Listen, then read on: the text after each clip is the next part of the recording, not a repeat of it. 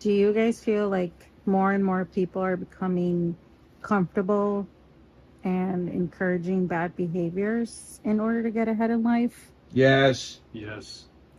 Like cheating the system or profiting off doing like questionable I, things? there's a lot of things where we could go down. I would Go say like down even. I mean, Jesus. a lot of influencers, right, are doing certain things and encouraging certain behaviors for their own profit.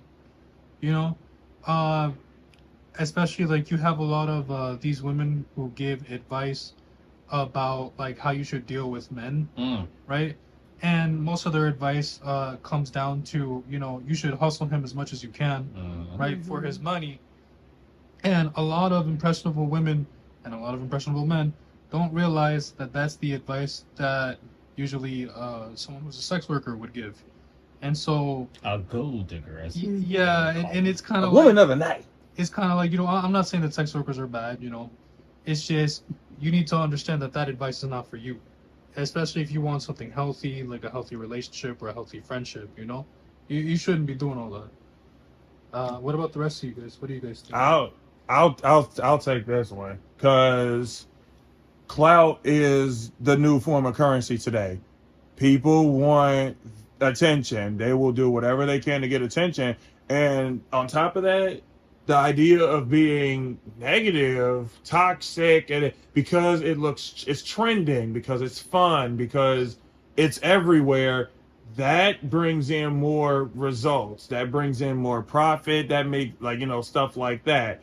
And so I'm with you 100%, Kik. I think that plays a role into why it's kind of becoming a little bit more glorified. Not to mention, I think people have seen it where they see these like pages or like stuff, people cheating the system or using these underhanded tactics to get ahead. And at the moment it works. They don't think about longevity, but at the moment it does work.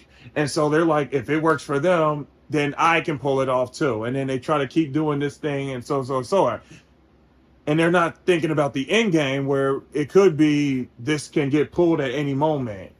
But as long as instantly I see some like a turnaround result, then I'm for that. So that might be what this is about. At least I know that's part of it, because being toxic and all of that, and being like negative and that is a form of income, unfortunately, and attention. And people need that. They see that trying to do it the honorable way, it takes too long, or I don't they don't want to do all that. It's much easier. I think a lot of people also are confusing survival with making it big, Agreed. Dramatic.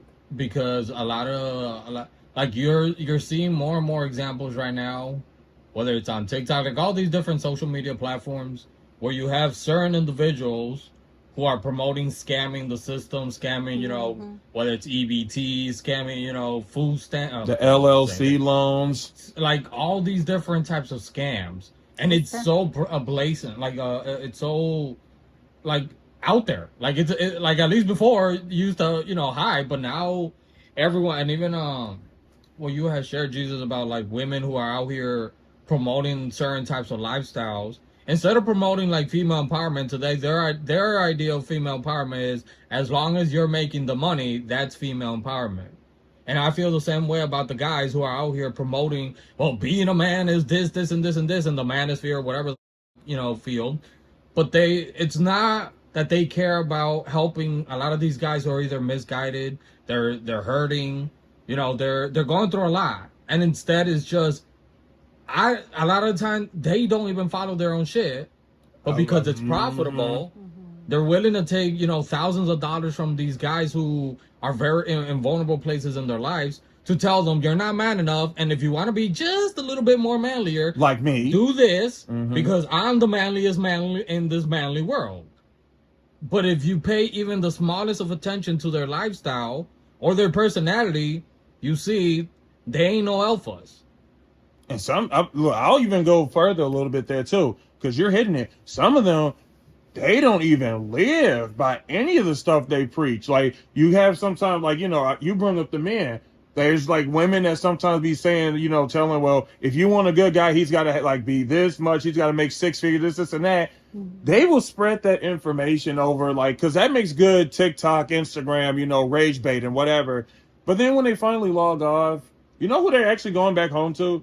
Their actual husband. And they're not even like any of that stuff that they put out there sometimes. They're literally the direct opposite. But like you said, Ricky, because this like being talked, this is where the money is. This is where the views are. Because if I try to be opposite of that, my income stream might start stopping a little bit because it's positive. So there's some of them have resolved. I'll just use this as a gimmick in order to, like, you know, keep my lights on, keep the bills paid and all that, even though I'm not actually living by anything I'm telling them.